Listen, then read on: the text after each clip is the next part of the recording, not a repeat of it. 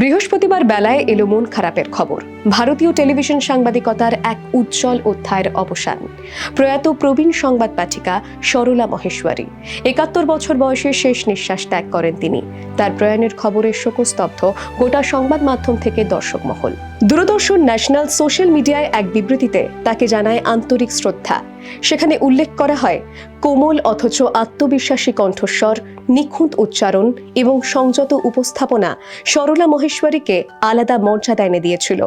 পর্দায় তার উপস্থিতি মানেই ছিল আস্থা আর স্থিরতা।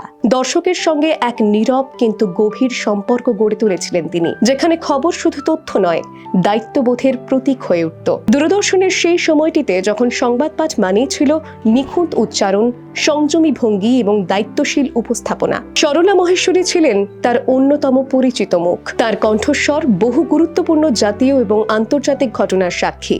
সংবাদ পাঠের মধ্যে দিয়ে তিনি শুধু খবর পৌঁছে দেননি, বরং গড়ে তুলেছিলেন এক বিশ্বাসযোগ্য সাংবাদিকতার ধারা। আজ বৃহস্পতিবার বিকেল ৪টে দিল্লির নিগমবোধ ঘাটে তার শেষকৃত্য সম্পন্ন হবে।